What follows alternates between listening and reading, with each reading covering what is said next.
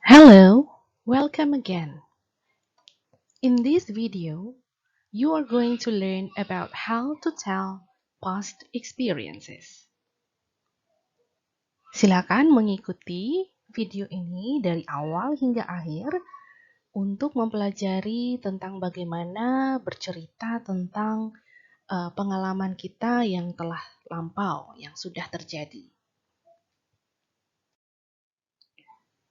Listen and read this example.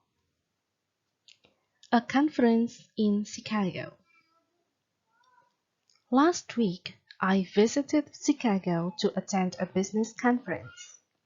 While I was there, I decided to visit the Arts Institute of Chicago. To start off, my flight was delayed. Next, the airline lost my luggage, so I had to wait for 2 hours at the airport while they tracked it down. Unexpectedly, the luggage had been set aside and forgotten. As soon as they found my luggage, I found a taxi and rode into town. During the ride into town, the driver told me about his last visit to the Art Institute. After I had arrived safely, everything began to go smoothly. The business conference was very interesting, and I thoroughly enjoyed my visit to the Institute. Finally, I caught my flight back to Seattle.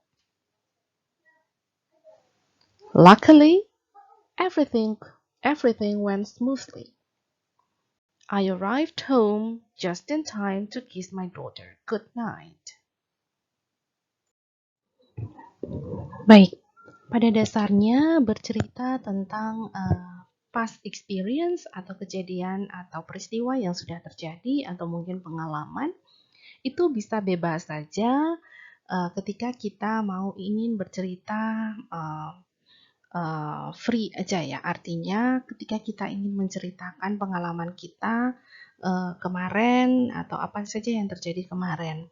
Tetapi jika kita ingin membuat untuk tujuan yang khusus, ingin bercerita untuk tujuan yang khusus, for example, to inform about something atau untuk entertain, maka it will be better if we can use it in a organized paragraph.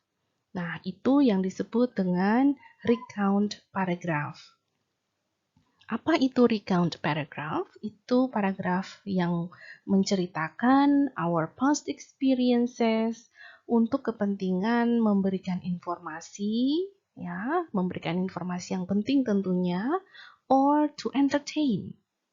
Nah, ini bisa saja contohnya personal event, sesuatu yang terjadi dalam hidup kita pada masa lampau, or maybe factual incidents, sesuatu yang memang real dan ingin kita sampaikan kepada orang lain untuk memberikan informasi tertentu, or just imaginary incident, artinya hanya cerita karangan kita sendiri saja, biasanya untuk menghibur, ya, untuk entertain.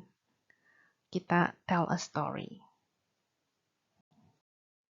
Okay, and then now to learn about the structure of a recount paragraph. Ini di sini ada contoh about my holiday.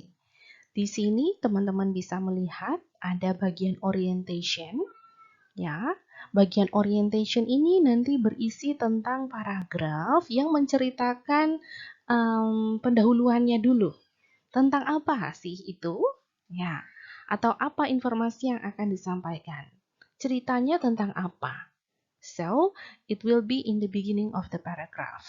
Ya, di awal-awal paragraf itu kita tuliskan. Contohnya, my holiday. Last week, I went to Mount Bromo. I stayed at my friend's house in Probolinggo, East Java. The house has a big garden with colorful flowers and a small pool. Nah, ini adalah orientation, di mana saya akan bercerita tentang holiday saya di Gunung Bromo. And then we come or we continue with the sequences of events. Apa saja yang dilakukan di sana?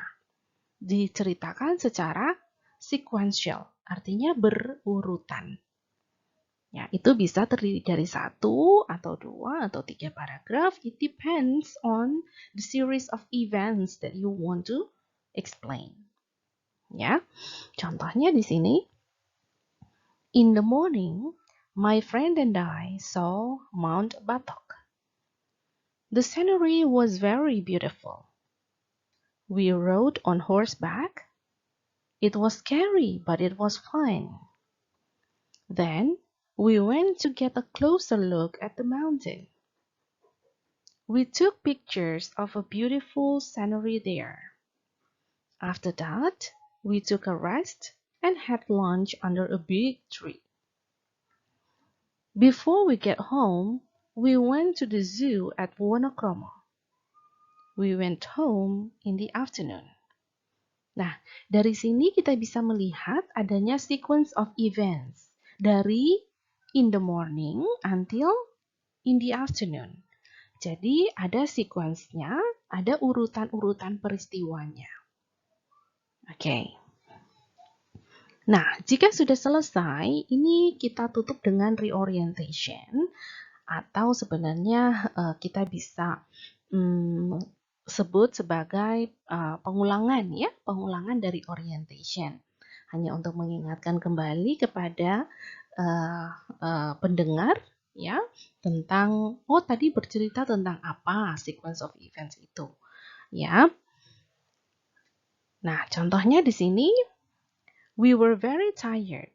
However, I think it was really fun to have a holiday like this. I hope my next holiday will be more interesting. Nah, di sini orientation-nya kelihatan dari kata holiday. Berarti sequence of events yang sudah dijelaskan sebelumnya ini berisi tentang holiday. Oke, ya. Mungkin tadi teman-teman sudah bisa menyimak ada beberapa kata yang disebutkan dengan menggunakan simple past. Ya, namanya juga kita sedang menceritakan kejadian lampau, maka kita tentu saja menggunakan tense, yaitu simple past tense. Ya, nah, di sini kita akan membahas satu persatu tentang kegunaan dari simple past tense itu. Ya, salah satunya tentu saja nanti teman-teman akan melihat bahwa ketika kita mau menceritakan past experience, semua yang terjadi sebelum sekarang, ya bisa kita lihat di sini, di garis ini, diagram ini menjelaskan tentang waktu, ya. Waktu past, present, and future. Di sini kita bisa lihat present itu now, lalu anything, apapun itu yang terjadi di belakang garis now ini sudah termasuk golongan past. Ya, misalnya kita berbicara saat ini pukul 10 pagi misalnya, maka yang terjadi sebelum sekarang itu sudah termasuk past. Nah, ketika kita ingin menceritakan hal tersebut, apa saja yang terjadi sebelum saat ini, maka tentu saja kita bisa menggunakan kalimat simple past. Nah, maka di sini untuk fungsi simple past yang dijelaskan dalam slide ini adalah completed action in the past, yaitu apapun kejadian yang telah terjadi sudah selesai sebelum saat ini, itu adalah past event, sesuatu yang terjadi di masa lampau, sudah terhitung lampau. Okay, so use the simple past to express the idea that an action started and finished at a specific time in the past. Ya, jadi sudah terjadi dan selesai sebelum saat ini. Ya, sometimes the speaker may not actually mention the specific time, but they do not have one specific time in mind. Ya, sebenarnya tanpa mengucapkan specific time-nya, jika kita sudah menggunakan verb past verb, ya contohnya tadi I visited Mount Bromo, for example. Atau I went to Chicago. Nah, itu ada kata went, itu sudah menunjukkan past form. Ya, ada juga memang kalimat-kalimat simple past yang disertai dengan keterangan waktu. Ya.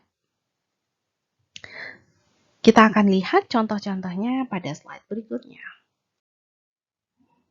Baik, these are the examples of simple past tense, yaitu activities completed in the past. I saw a movie yesterday. Nih, ada keterangan waktu yesterday. Ya, I didn't see a play yesterday. Ada keterangan yesterday. Last year, I traveled to Japan. Ada keterangan last year. Last year, I didn't travel to Korea. Did you have dinner last night? Di sini ada keterangan last night. She washed her car. Di sini tidak ada keterangan waktu, tetapi dari verb ini, dari kata kerjanya kita bisa lihat bahwa saat ini tidak mencuci mobil. Tidak sedang mencuci mobil karena washed artinya mungkin tadi pagi atau mungkin sejam yang lalu. Gitu. Okay. He didn't wash his car. Okay, in these examples, we can see two types. Sebenarnya ada dua contoh di sini, dua tipe utama, yaitu kalimat positif dan kalimat negatif. Di sini kalimat positifnya langsung menggunakan atau afirmatifnya ya, menggunakan kata kerja bentuk kedua, ya atau past verb. Lalu tipe yang kedua adalah dengan menggunakan kata didn't. Ya, di sini didn't see, didn't travel, didn't wash. Ya, atau di sini ada kata tanya yang menggunakan did. Nah, kalau teman-teman perhatikan ini polanya berbeda ya dengan kalimat afirmasi.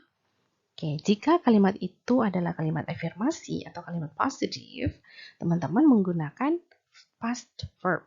Kata so, kata traveled di sini, dan kata washed di sini adalah verb to.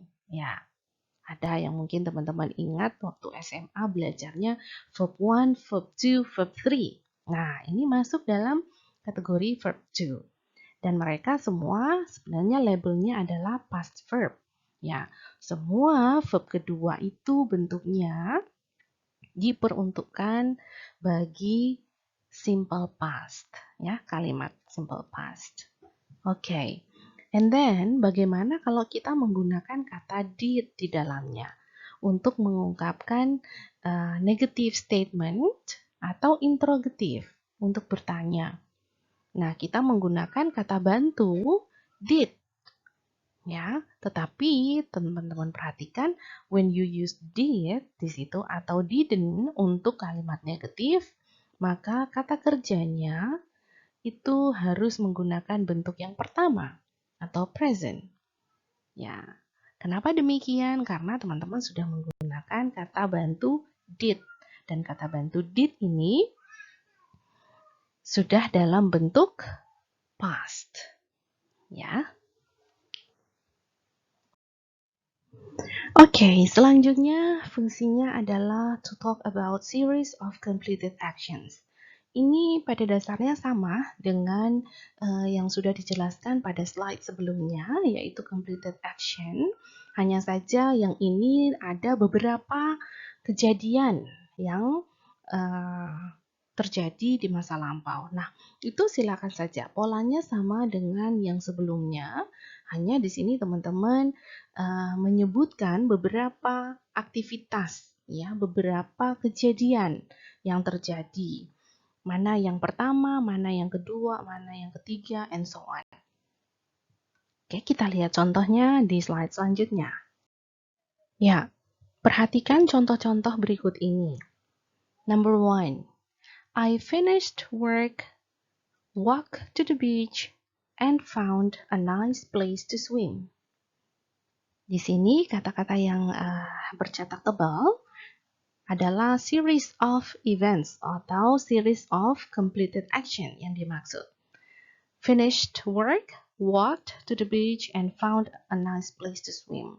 Kata kerjanya adalah finished, walked, and found. Nah, jadi ini ada beberapa aktivitas yang terjadi sebelum present in the past, ya. Contoh kedua, he arrived at the airport at 8, checked into the hotel at 9, and met the others at 10. Nah, ini aktivitasnya. From 8 o'clock to 10 o'clock. Arrived, checked, met. One more. Did you add flour, pour in the milk, and then add the eggs? Nah, if you paid attention to this example, ini kata kerjanya add, pour, and add. Di sini dia menggunakan kata kerja bentuk yang pertama atau present. Mengapa? Mengapa tidak seperti yang di atas contoh yang lain? Ya, karena ini adalah kalimat tanya dan di situ sudah ada kata bantu, kata kerja bantu did. Ya, yang adalah bentuk past. Seperti itu, ya. Jadi, jika itu adalah series of completed action, series of events, make sure bahwa semua kata kerja yang digunakan di situ, ya, karena sudah dipastikan bahwa kalau itu series happened in the past, series activities in the past, maka harus sama ya, harus paralel. Ya, jika salah satunya di sini menggunakan past, maka yang lainnya juga harus disesuaikan menggunakan simple past juga atau past verb juga. Begitupun dengan kalimat tanya ataupun nanti dengan kalimat negatif, sama, ya. Yeah. Another important thing related to telling past experience is about the duration in the past. Ya, teman-teman sudah tahu tentang last night, yesterday, 2 days ago, last year, and so on. Nah, di sini kita perlu tahu bahwa meskipun itu tidak terjadi di satu waktu saja, artinya ada durasinya di masa lampau, itu pun jika terjadi sebelum saat ini juga termasuk kalimat simple past. Ya, oke, kita lihat contohnya atau penjelasannya dulu ya. The simple past can be used with a duration which starts and stops in the past. Ya, ada durasi waktunya sebelum saat ini, in the past, ya. Dia mulai pada satu waktu di masa lampau, lalu selesainya juga di suatu waktu di masa lampau. A duration is a longer action often indicated by expression such as, jika itu longer duration, ya, maka digunakan expression for example, for 2 years, for 5 minutes, all day, atau all year, dan seterusnya. Let's see the examples. Okay, let's listen to these examples. I lived in Brazil for 2 years. Shona studied Japanese for 5 years. They sat at the beach all day. They didn't stay at the party the entire time. We talked on the phone for 30 minutes. How long did you wait for them? We waited for 1 hour. Nah, dari contoh-contoh ini kita bisa lihat dari keterangan kata kerjanya bahwa semua aktivitas ini happened in the past. Ya, lalu di situ ada keterangan waktu berapa lama sih itu terjadinya di masa lampau tersebut. Nah, seperti itu maksudnya. Oke? Baik. Yang ini adalah beberapa rangkuman ya. Rangkuman dari apa yang sudah dijelaskan sebelumnya tentang penggunaan simple past dan bentuknya. Ya, bahwa ada kalimat statement atau kalimat affirmative atau kalimat positif yang menggunakan past verb, ya, walaupun tidak semua verb itu diikuti oleh ed. Ya, nanti teman-teman akan lihat di slide selanjutnya bahwa ada dua macam verbs dalam bahasa Inggris, yaitu regular and irregular verbs. Lalu, jika ingin membuat pertanyaan, bisa menggunakan kata kerja bantu did, kemudian perhatikan verbnya harus menggunakan verb one. Ya, and then begitupun dengan kalimat negatif yang menggunakan kata did. Ya, kata not ini tidak bisa berdiri sendiri, dia perlu kata kerja bantu did. Kemudian kata kerjanya tidak perlu dirubah lagi menjadi bentuk kedua. Ya, karena sudah ada did. These are the examples of using regular verbs. Yang dimaksud dengan regular verbs itu adalah bentuknya. Bentuk regular verbs itu adalah adanya penambahan ed, kata afiks ya, ed di bagian belakang kata kerja dasar. Misalnya dari kata wait menjadi waited ya dalam kalimat-kalimat ini. Dan di sini you can read the examples, ya, the examples of using positive, negative, and questions. Oke. Nah, di sini teman-teman lihat berbagai contoh dalam berbagai penggunaan subject, ya. Baik. And in this slide, you can see an example of irregular verbs. Irregular verbs itu berarti bentuknya irregular. Kalau yang tadi regular hanya dengan penambahan ed, kalau yang sekarang irregular artinya memang dia tidak beraturan bentuknya, tidak hanya sekedar ditambahkan ed. Oke, tetapi berubah bentuknya dari verb 1 ke verb 2. For example, di sini adalah kata have. Kata have dalam bentuk verb 1 berubah bentuknya menjadi had dalam bentuk verb to atau past verb. Ya. Contoh lain misalnya go berubah menjadi went, bukan goed. Ya, tidak hanya ditambahkan ed. Ya, go menjadi went. Dan masih banyak contoh-contoh lainnya ya, tidak bisa dimasukkan di sini. Jika teman-teman ingin mencari referensi lain, silakan mengetikkan irregular verbs. Baik, hal lain yang berkaitan dalam pembentukan kalimat simple past yaitu penggunaan be. Ya, the verb be is also irregular in simple past tense. Ya, di mana ada perubahan bentuk dari am, is, are menjadi was, were. Kapan kata was dan were ini digunakan? Prinsipnya sama dengan simple present, di mana kita menggunakan be ini jika kita tidak menggunakan kata kerja di dalam kalimat tersebut. Misalnya kita ingin menggunakan adjective. Contohnya di sini she was not beautiful atau she was beautiful. Nah, kata beautiful ini bukan kata kerja, ya kan? Nah, maka kita menggunakan kata kerja bantu, yaitu was. Mengapa sih kita harus menggunakan kata kerja bantu? Well, kita kembali lagi dalam materi awal tentang simple sentence in English, bahwa semua kalimat bahasa Inggris itu wajib ada verbnya. Sedangkan jika kita tidak ingin berbicara tentang sesuatu kejadian atau action, maka tentu saja tidak akan ada verb di dalamnya, ya kan? Misalnya kita mau bilang bahwa saya ini orangnya rajin. Ya, kita mau bilang tentang sifat, bukan tentang aktivitas. So, kita membutuhkan kata kerja bantu, yaitu be, was, atau were dalam simple past. Jadi, di sini bisa dilihat contohnya, misalnya I was diligent, for example. And these are the examples of using be in positive, negative, and questions. For example, I was beautiful. Yeah, I was not beautiful. Jika pertanyaannya, was I beautiful?